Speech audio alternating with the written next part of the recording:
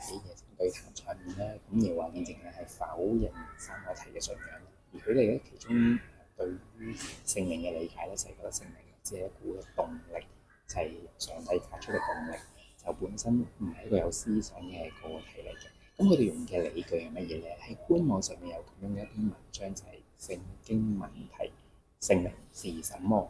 咁喺入邊咧，佢舉咗一個例子啊，就係講緊咧，其實有聖經用以人嘅手法去描述聖靈，咁就一個以人嘅手法咧，根本唔能夠證明聖靈係個體嘅。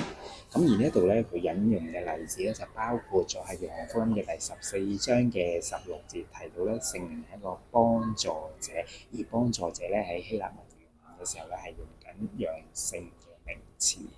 Parakletos 呢個字咧係陽性，咁而另外咧提到靈咧 Pneuma 呢個字係中性，咁佢哋咧就話咧文化上面一個咧唔能夠證明佢係一個個體。咁話説翻轉頭可以點樣回應咧？喺馬太福音有個例子就係講緊咧描述緊耶穌基督咧出生之後咧係一個小孩嘅時候，小孩呢個字咧係希臘文啦 Paidion，其實係一個中性詞嚟嘅。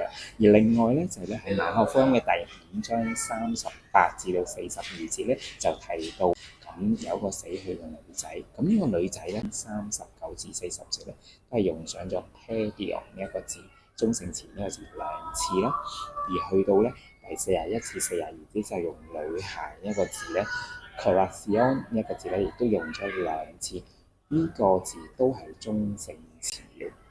當一個人物有思想感情嘅個體咧，其實都可以用中性詞去表達嘅，包括咗耶穌啦，包括咗嗰個女仔咁。我喺約翰福音第1章嘅時候咧，一開始嘅時間咧，聖經形容耶穌咧係道啊 ，Logos 係一個陽性詞啦。而去到約翰福音1章嘅4節，生命所以係陰性詞。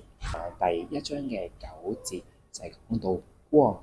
真光個光科係一個中性詞，所以我哋睇到咧喺淨係約翰福音第1章提到耶穌呢個個體嘅時候咧，就用咗陽性、陰性、中性詞去描述佢。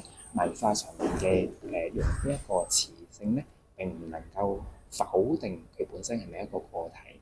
約翰福音嘅第14章16節咧，可以順帶提多少少嘅。聖靈係一個嘅幫助者。Comforter 呢一個字咧，又可以解作 helper 啦、advocate 啦。咁 Parakletos 呢一個字咧，喺呢一節嘅經文入邊咧，耶穌講緊佢聖靈係另一位嘅幫助者。咁既然講緊係另一位嘅時候咧，咁原本嗰位或者第一位係邊一個咧？咁原來咧喺約翰一書嘅第2章第1節就有咁樣嘅經文記載，在父面前有一位嘅維護者。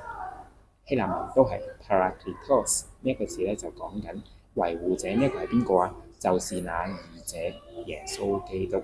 耶穌基督佢預告佢離世之後會嚟接替佢去帶領信徒群體進入真理、延續真理嘅一個個體，就係另一位嘅幫助者。咁耶穌係一個個體。嚟緊會代替佢繼續延續教導嘅工作，一位聖靈點解唔可以係個體咧？又話見證人所謂嘅聖經嘅理據，其實都係好片面，亦都冇一個真憑實據一個具體嘅基礎嘅。希望以上嘅簡單內容可以幫助到大家。